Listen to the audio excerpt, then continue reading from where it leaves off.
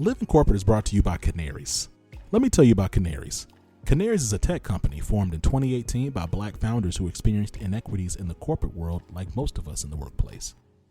They saw typical diversity initiatives, but knew that to create systemic change, diversity, equity, and inclusion needed to be done differently. They're still ahead of the curve, focusing on the E and the I using a data-driven approach. Think canary in the coal mine. The name is a nod to the canaries coal miners used to bring into mines to determine if the work environment was safe or undesirable. That's what they do for companies. They help you find the folks you need to listen to, the canaries, who will help you diagnose, measure, and attack your DEI challenges. Canaries has your back. Check them out at www.canaries.com/employer.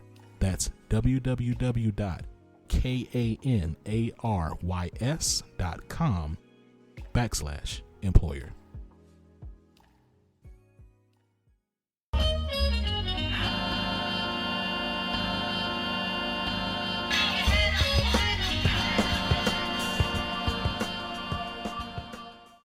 Our neutrality is not neutral.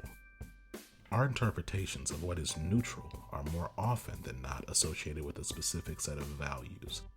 Values that center European colonists or white Americans' values, while deeming other cultural values as less than, and in the case of the workplace, unacceptable or even penalized. An example of this can be seen in common English idioms, to each their own, and it's a shark eat shark world. These common phrases indicate individuals are, above all, entitled to their own opinion and have the responsibility to do whatever they need to do to get to the top. We can see this in the competitive nature of promotions and professional growth, and it is often seen as a fact and normalized. Yet, in Japanese culture, harmony or group cohesiveness is valued more than being the best within a group of colleagues. Thus, promotions and raises and the implications of how they would change the work dynamic are considered before any changes are made. Instead of competition, collaboration is operationalized as part of the decision-making process. The problem is we value one set of values more than others, further solidifying the roots of injustice and inequity across underrepresented groups. In order to operationalize justice, we must take an active, intentional stand in programs, policies, and behaviors in order to validate ways of thinking beyond those that prioritize white cultural norms. It means bringing validity and power to sets of values, truths, and ways of being, living, and thriving that have been dismissed as unpractical, not our culture, inefficient, or not factual compared to white American culture. What I just read was a series of insights from the Winters Group. Anyone who listens to Living Corporate knows that I love the Winters Group. Shout out to Mary Frances, shout out to Brittany Janae Harris, shout out to Marisha, shout out to the entire team over there. Just thankful for their work. The reason why I wanted to start off Living Corporate's podcast today with that quote is simply for the theme, which is that neutrality is not neutral. Okay? When you see dynamics, when you see issues in and outside of the workplace where one group is being clearly oppressed, when you see one group's values, culture, humanity being deemed less than to another group, that's wrong. And it's not neutral to be silent. To be silent means to side with those who are oppressing. And it's at the direct detriment of the oppressed. It's important to consider power dynamics and the rationale we have when we choose to be silent. Those are decisions. Those are decisions. Those are decisions. Ask yourself, what is it that you're protecting and why you're protecting that thing when you are silent? Silence isn't always bad, but silence isn't always good either. And I'm going to tell you, believe it or not, the best thing you have, the most powerful thing you have, the most valuable thing you have is your voice. I know, I'm looking at this consulting thing, right? And right now, a lot of people are getting their promotion decisions, and a lot of you swallowed your pride and didn't speak up, allowed yourself to be oppressed so you could get your promotion. Okay? So you got your shiny new promotion. You're a manager now. You're a senior manager now. You're a director now. You maybe even a partner now. How do you feel? Maybe you feel like relieved right now. In a year, you're not going to feel anything. And you're going to eventually question yourself and ask yourself, why did I really sacrifice my voice? Why did I choose to be neutral, quote unquote, in my own oppression? It's important, I promise you, to reject the concept of neutrality. Use your voice and speak up.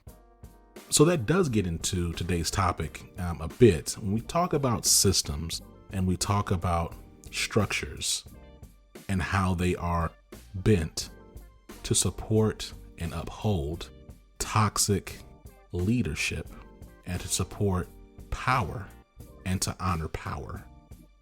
I'm really excited about my interview that I had with Dr. Courtney McCluney. Dr. Courtney McCluney is a cool person. Let me tell you why. So Dr. McCluney, she and I connected, and really, we both got excited because of what we both mutually do. So she was excited about the idea that Living Corporate has this entire database of thought leadership, all of it transcribed, talking about diversity, equity, inclusion in all these unique ways. And I was excited because Dr. McCluney was excited about that. And I was looking for someone who could really dive into the content and just research it and mine all of the nuggets, as it were, of information. And so she and I had so many conversations about it, and she's just a fan and she's appreciative of what Living Corporate is doing. And I'm a fan. I continue to be just honored to be in her network. I think she's really cool people, and she's just an authentic person. And on top of that, we don't talk about this in mixed company, but I'm gonna say it anyway. Black academics can be kind of snobby, right? Act like they don't want to talk to you. If you don't have any letters behind your name, they act like they're above you. And Dr. McCluney just isn't like that. She's super down to earth. She's very approachable.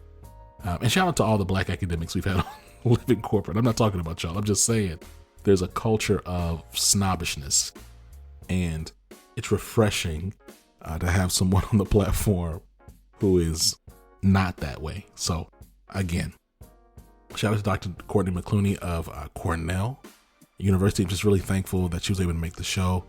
We talk a bit about systems of leadership, organizational development.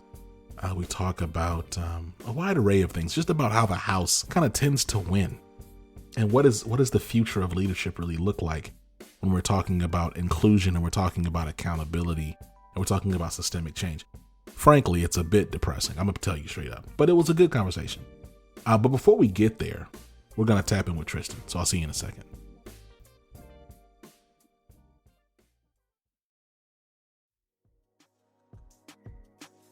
What's going on, Living Corporate? It's Tristan, and I want to thank you for tapping back in with me as I provide some tips and advice for professionals.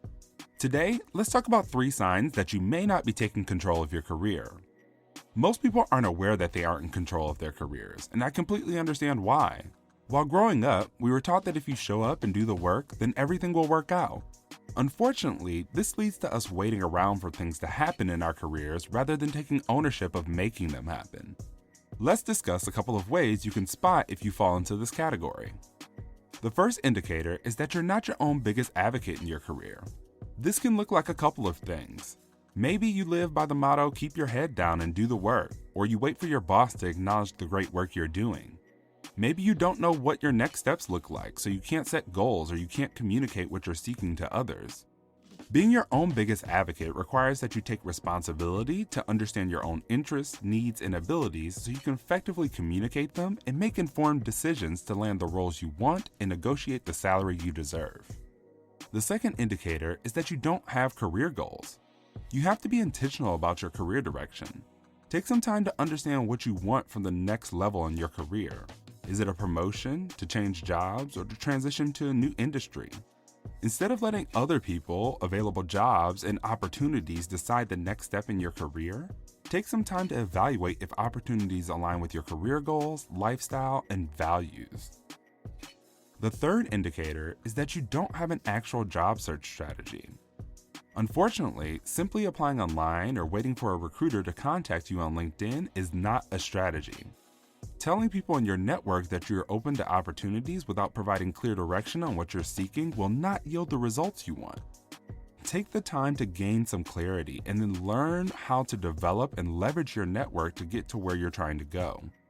Also, don't be afraid to seek out help. often what got you this far in your career may not get you to the next level.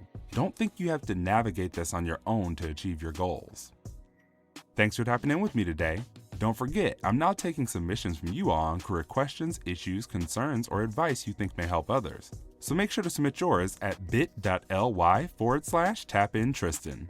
This tip was brought to you by Tristan of Layfield Resume Consulting. Check us out on Instagram, Twitter, and Facebook at Layfield Resume, or connect with me, Tristan Layfield, on LinkedIn. Living Corporate is brought to you by the Liberated Love Notes podcast, part of the Living Corporate Network.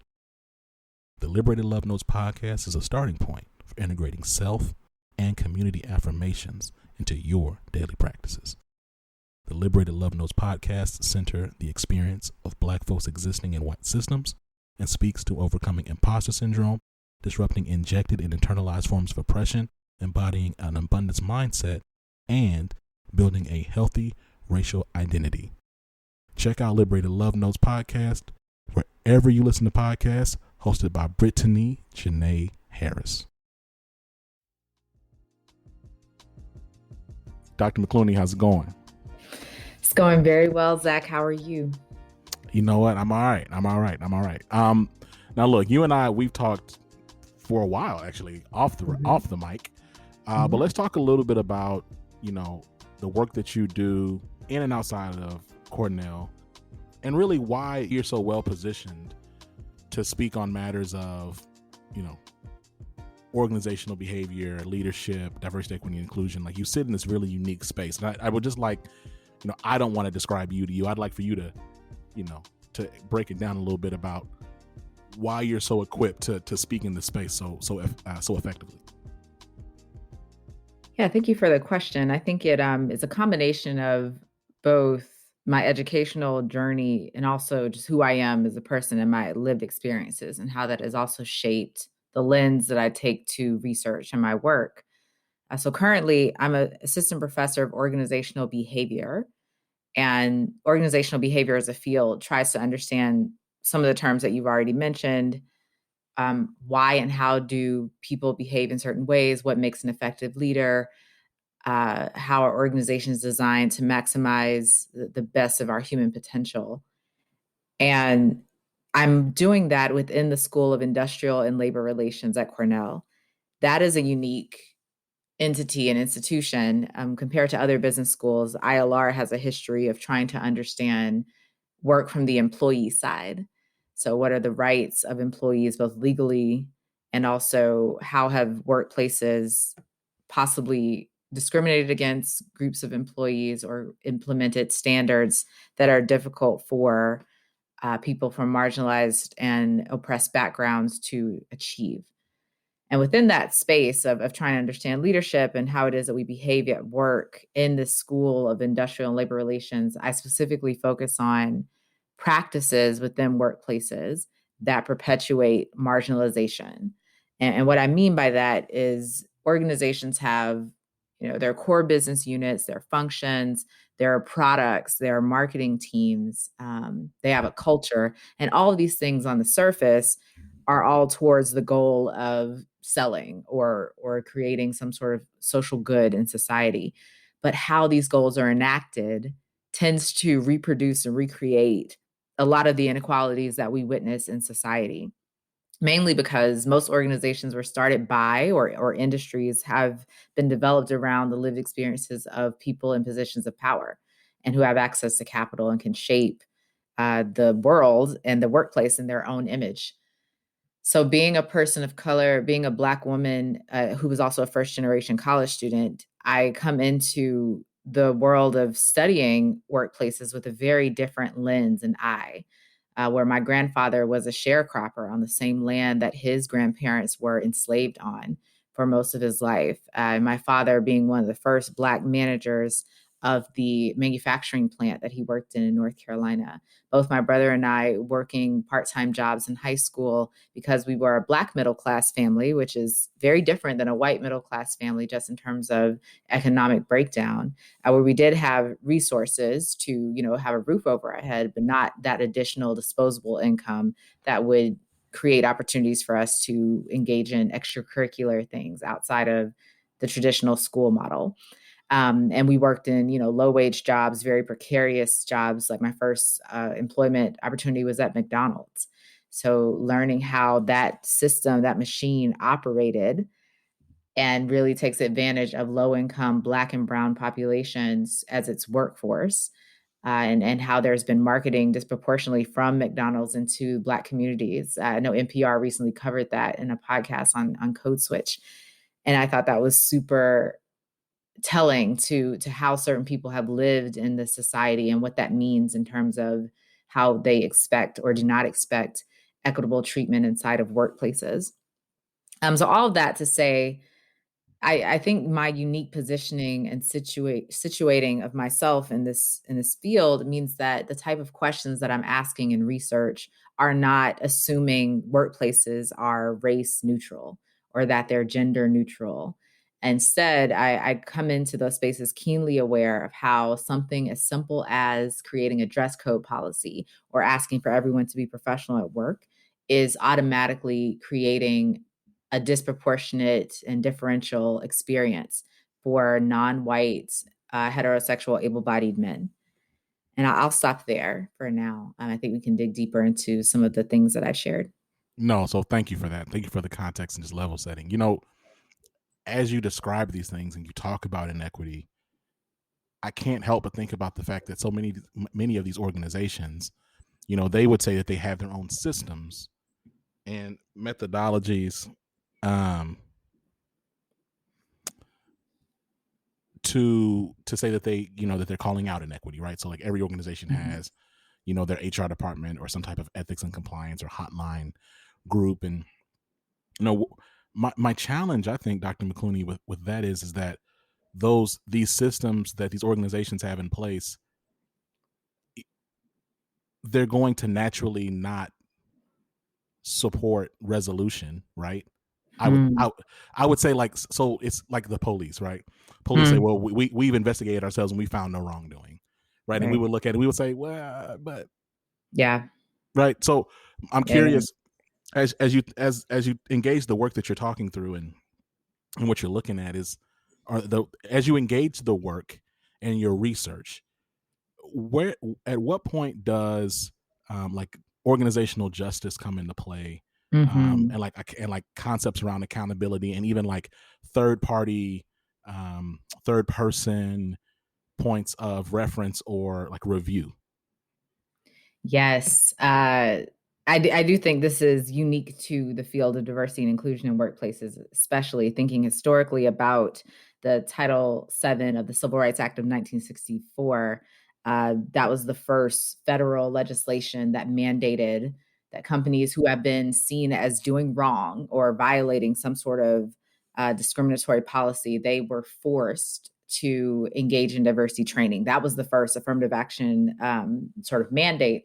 And that was through external enforcement and also external evaluators. Like it could not be the company itself determining whether or not they have completed the trainings or have complied. And we have since seen a decrease in the amount of external enforcement of rules such as that inside of organizations. Instead, we saw an increase in the number of chief diversity officers that are being hired, who are still employed by the very companies that they are supposed to be routinely checking and holding accountable. I am excited and encouraged to see the uptick in the number of people seeking and hiring employment lawyers. I do think that on a individual and grassroots level is one of those external accountability systems that needs to come back into play. I'm especially seeing this more being inside of a labor relations school where it's all about union organizing and, being a member of an organization, but also having some external support system. I know we recently saw that the Amazon workers who were trying to unionize in Alabama lost to the company. And that was quite disheartening because a lot of the industries we have now and the industries going into the future of work are less likely to have unions. And with that means we're going to see fewer protections for workers, especially workers who are vulnerable, economically vulnerable, and also those who are more likely to be overrepresented people of color.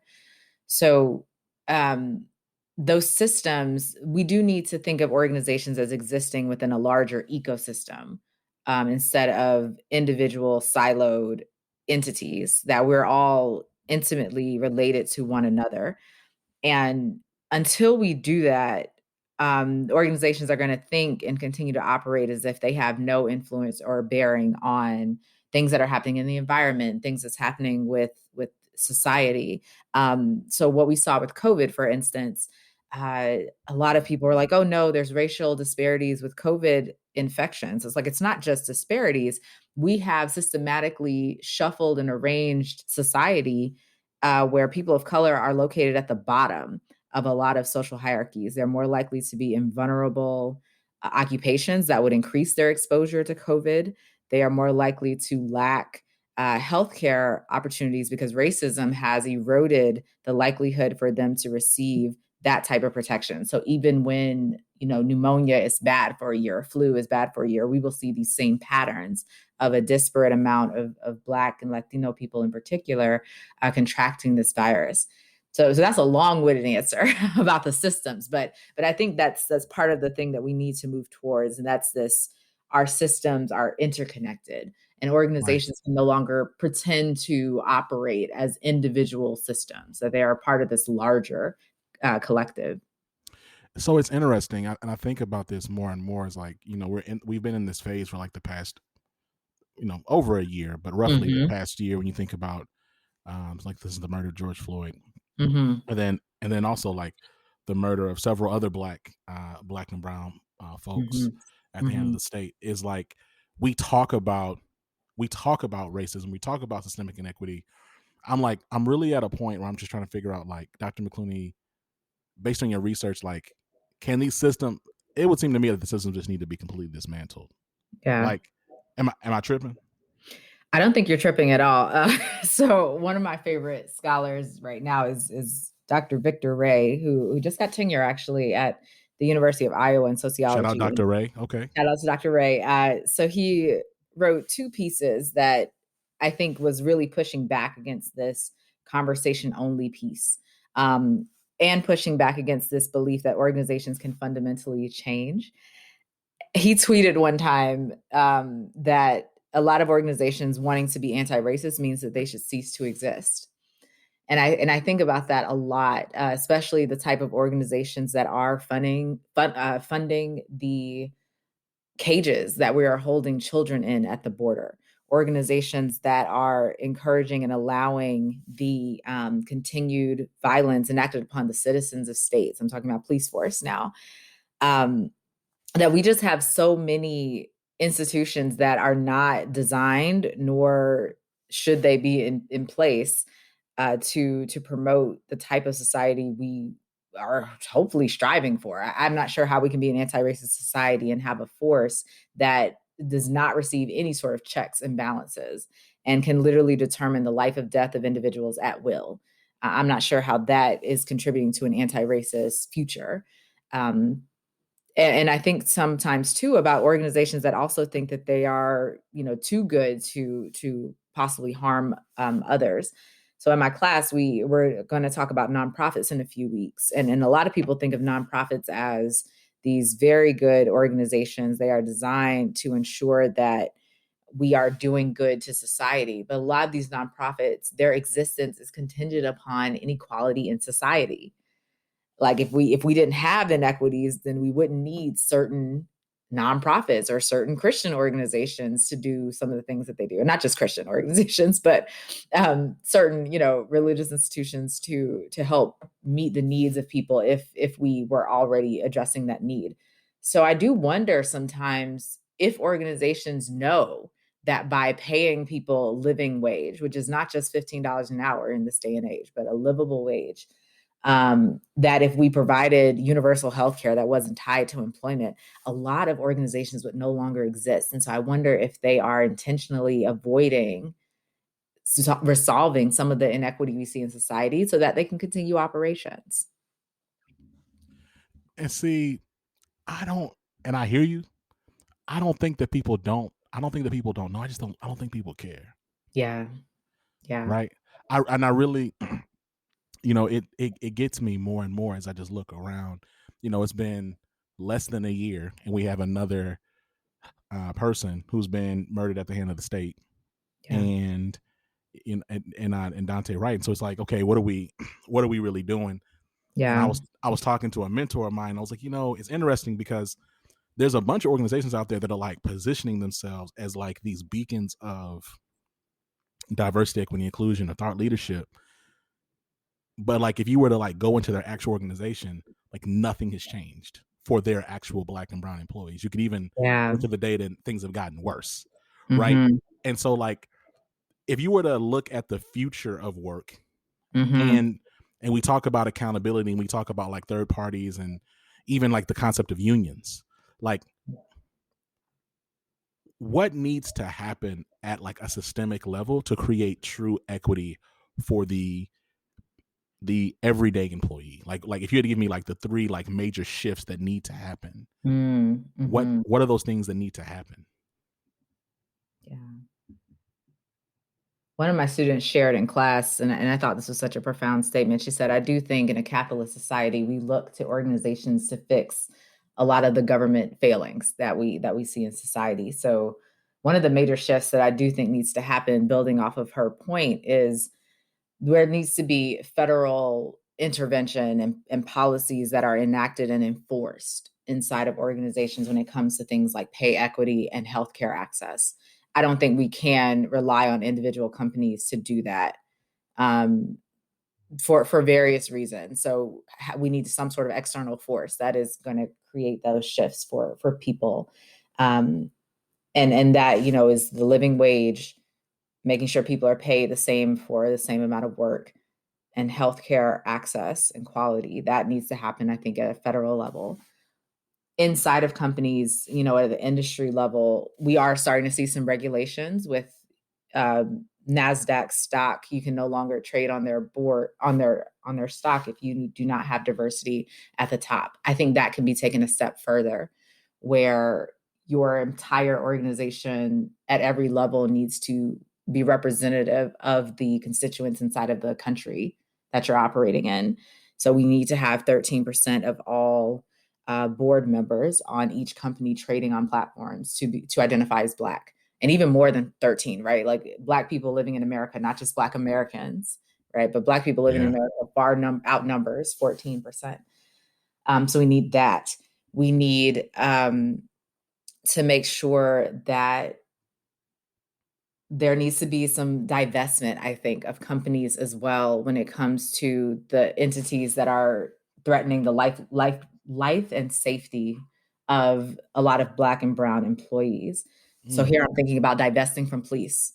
So the University of Minnesota ended their contract with the police force after George Floyd's murder. And I think about all sorts of organizations. It's your buildings that are being protected by these police officers after they have murdered Black and brown people and children.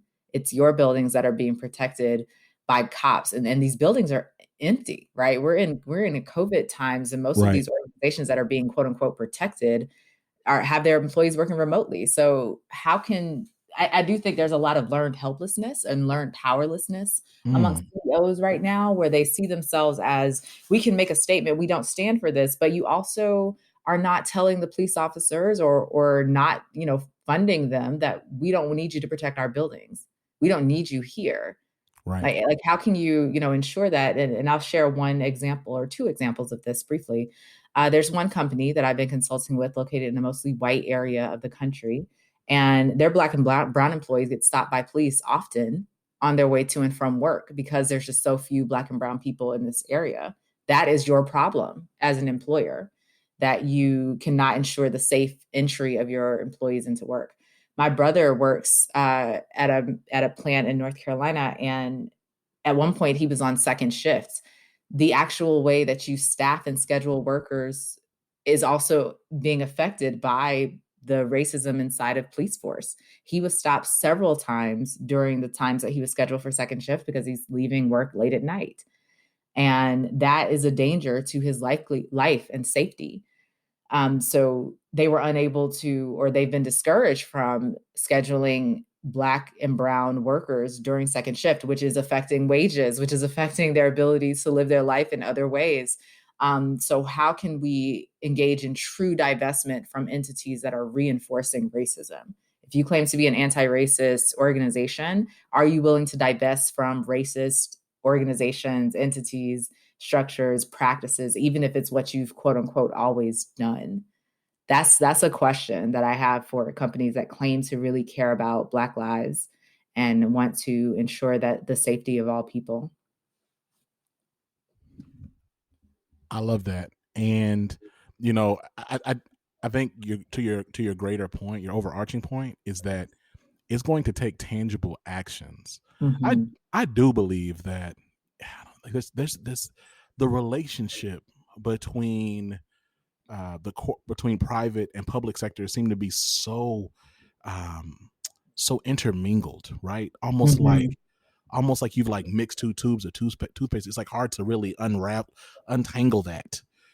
But I agree that ultimately it's going to take um, governmental institutions to really Mm-hmm. mobilize the type of changes, because if not, like, it's clear, like, and that's my thing is like I'm talking to other leaders and they're like, well, hopefully this can change, and I'm like, you know what, I think we've seen the limit as to what these organizations are going to do left to their own devices, right? Like Right. I don't know if we're going to see much beyond what we've seen. We're not going to see companies come out and really air out their own dirty laundry about how they harm employees. We're not going to see, these massive like points of accountability and folks getting fired or demoted or whatever the case is. We're not going to see that. So it's like, Right.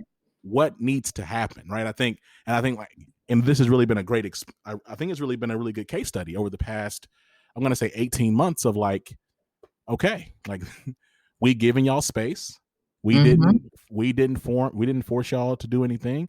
We let y'all rock over here, and y'all gave us some fireside chats Mm-hmm. and some and $10 million donations over 4 or 5 years, and you're a multi-billion-dollar company. Mm-hmm.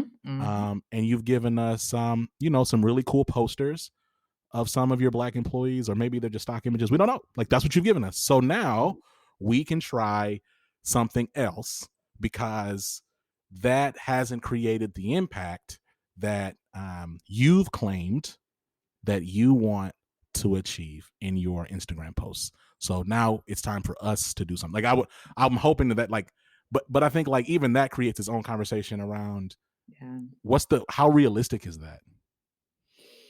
Yeah. Mm. And how are you not depressed, Dr. McCluney? This sounds Oh, depressing.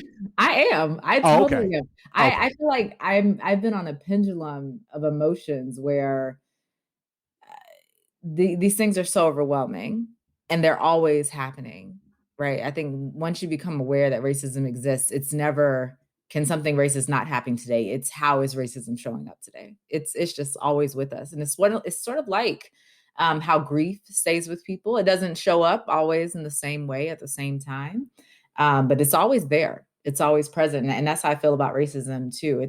But what needs to happen, and this is on a fundamental psychological level for individuals, it shouldn't only be Black and brown people who are shouldering or sitting alongside racism. This needs to become white people's problem as well, because they are the ones that have the power to actually change a lot of the issues that we're seeing in society. And not just white people, but like white institutions, white processes, white culture, white supremacy. Like that is the cause of racism. And too much of the feeling of it being right here with us is being shouldered by Black and brown people.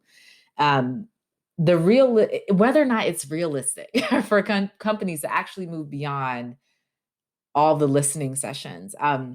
I think Dr. Robert Livingston, who's at Harvard Kennedy School, he wrote a great piece in Harvard Business Review recently on the 5 steps to advancing racial equity. And what I liked about the steps, and don't get me wrong, I don't think there's only 5 steps. This is a never-ending journey. People have to keep going for the rest of their lives. No doubt. Right. But one of the things I appreciated about him breaking down these steps is, awareness was step 1, but then there's a step 2. And I have seen very few organizations move from step 1 to step 2. And the second step was identifying the root cause of the problem that exists inside of your organization that is contributing to this thing that you are now aware of. You see someone get shot by the police and you think that's a one-off event, but it's not. How inside of your organization have you continued and perpetuated this reality that we now live in, where we have a police state, where Black and brown people are not safe when they are interacting with police? This is something that has been fundamental part of all organizations. And every time someone thinks, how are we directly responsible for that? Most organizations in the US and in Europe, for that matter, started because of the money that was received and passed down from generations for the continued exploitation of Black and brown people here and abroad, in some form or another. So like enslavement, for instance, how many families that started, companies that still exist today benefited from the continued economic exploitation of Black people in this country, or benefited from the colonization and exploitation of Black and brown communities around the world. That is how you have directly contributed to us not living in communities where we feel safe, to us being segregated into the type of neighborhoods where police officers are over policing, to the creation of the police force to literally recapture enslaved people. That was the purpose of police officers in this country. Right. And that is an institution that was built, that your, company was built off of that foundation. Right. Even the quote unquote new tech companies haven't like completely changed the business model. There's still hierarchies. There's still, my students and I, we talked about how the reason why we need to continuously look to history to see what's happening today, the role of the middle manager came from plantations, right? Like it wasn't the plantation owner who was directly overseeing the slaves. It was the enslaved people.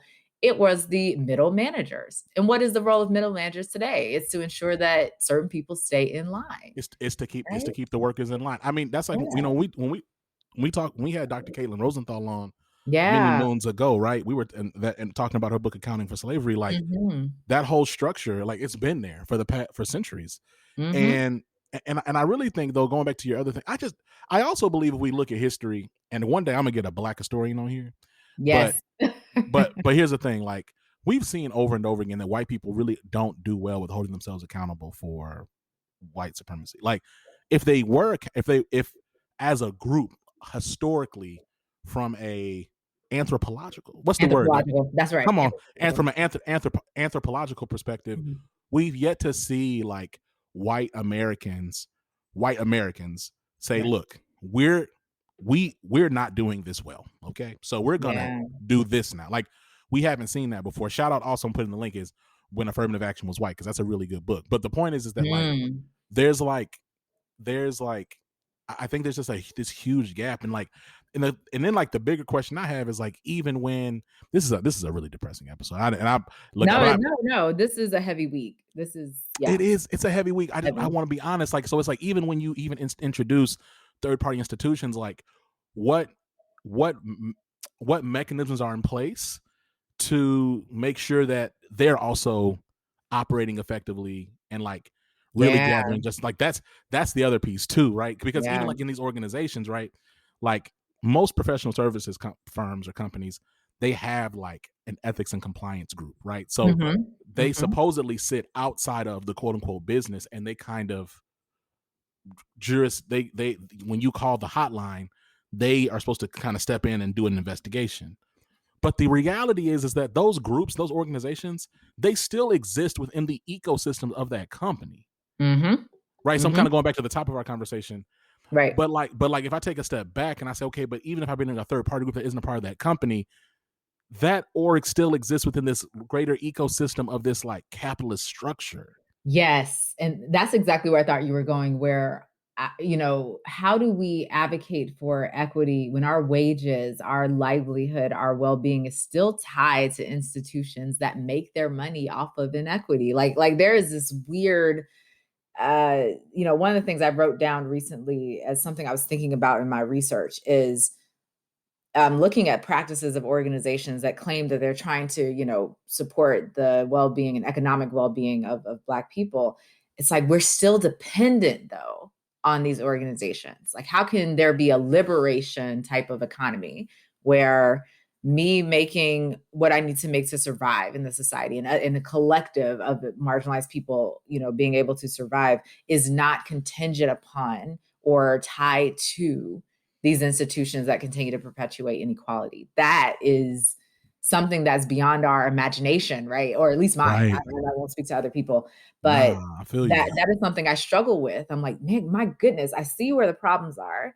I Right. see the quick fixes, like you were talking about. Like there's some easy fixes. I think a lot of companies are just holding their cards to their chests and clutching their pearls and not willing to engage in those quick fixes. Things like passing the Crown Act at the state level and ensuring that that's being enacted. Like that's a simple fix. But the larger things, like how do we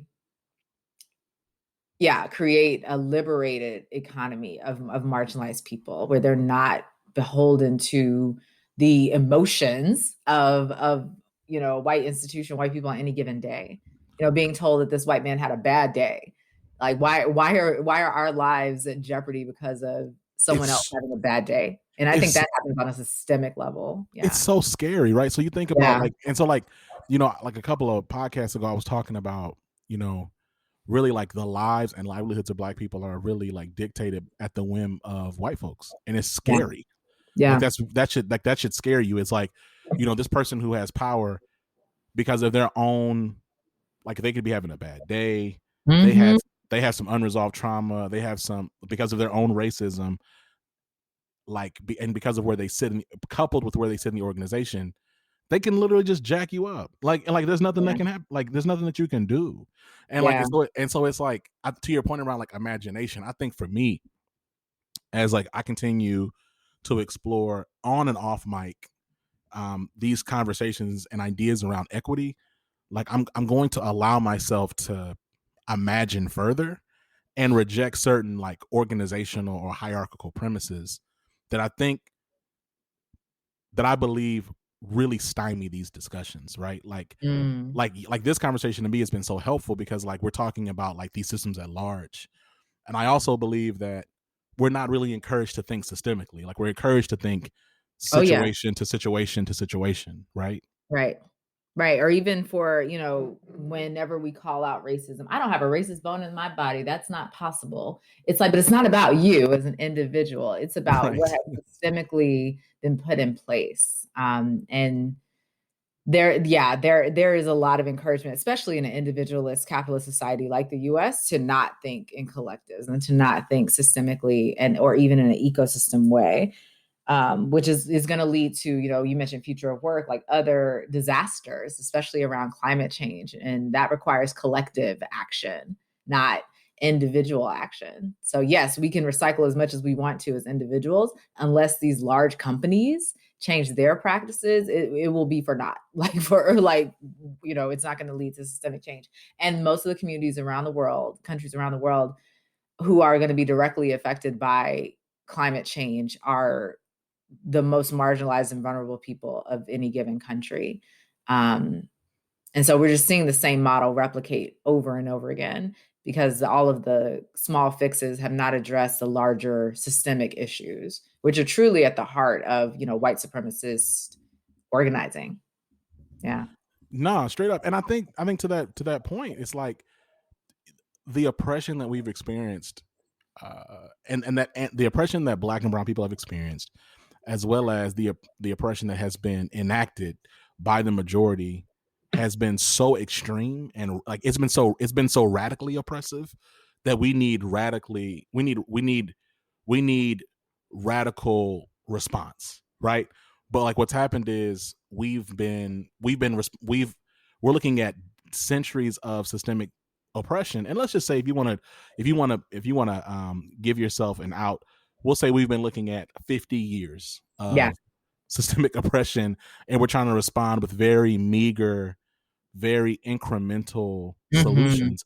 And that's frankly, and like MLK said that in his letter from a Birmingham jail. Like we've been having the same conversation since like 1950 something, right? Like this particular conversation. So look, Dr. McCluney, it's always a pleasure. I appreciate you. Thank you for taking the time to stop by Living Corporate. Before I let you go, anybody you want to shout out? Any parting words? Thank you so much, Zach, for this conversation and for this platform. I think these conversations are helping to fuel and shape, what we hope to see in the future. And so I just would like to shout out and thank, of course, my parents and my brother for living their Black life out loud alongside me, and for really demonstrating all the ways that we can experience both the joy and pain of Blackness. And I think about, the music of our culture and why it is both these, horrific instances, shout out to an RIP to DMX. But if you ever have listened to his lyrics, they are filled with pain and rage. At the same time, he is hyping himself up to overcome all of these, like you said, systemic oppressions that we've continued to face and our ancestors face. And I feel like that's what it means to be like Black and brown in America, is to live at this nexus of joy and pain. So I do hope and pray that all of us experience joy in some form or another, and continue to shoulder on. Yeah. Dr. McCluney, thank you. We'll talk soon. Talk soon. Thanks. Peace. Bye. Thanks, Dr. McCluney. Thank you. Living Corporate is brought to you by The Leadership Range, a podcast within the Living Corporate Network.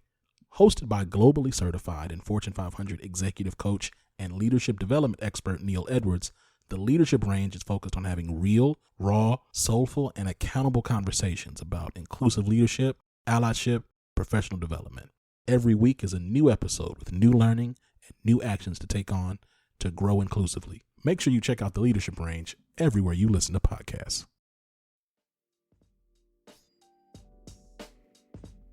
And we're back. Hey, look, I want to shout out Dr. Courtney McCluney again. I want to shout out Tristan Layfield of Layfield Resume, continuing to be a great member of the team. Y'all, if you haven't checked out the Tap In with Tristan every Thursday, you're missing out. All right? Make sure you check it out. Now, I know we got the ads in here, but I wanted to reinforce that. Now, look, before I let you go, a couple things you can do for me. All right? Check out Living Corporate on Apple Podcasts. Give us 5 stars. All right? Just give us 5 stars on there. And then give us a review. All right?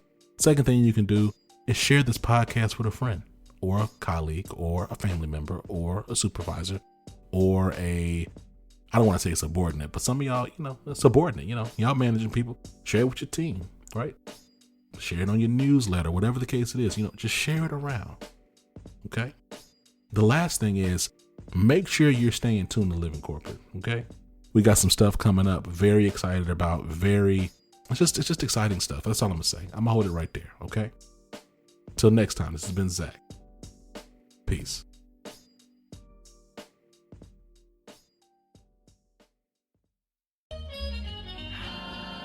Living Corporate is a podcast by Living Corporate LLC. Our logo was designed by David Dawkins. Our theme music was produced by Ken Brown. Additional music production by Antoine Franklin for Musical Elevation. Post-production is handled by Jeremy Jackson. Got a topic suggestion? Email us at livingcorporatepodcast@gmail.com. You can find us online on Twitter, Facebook, Instagram, and living-corporate.com. Thanks for listening. Stay tuned.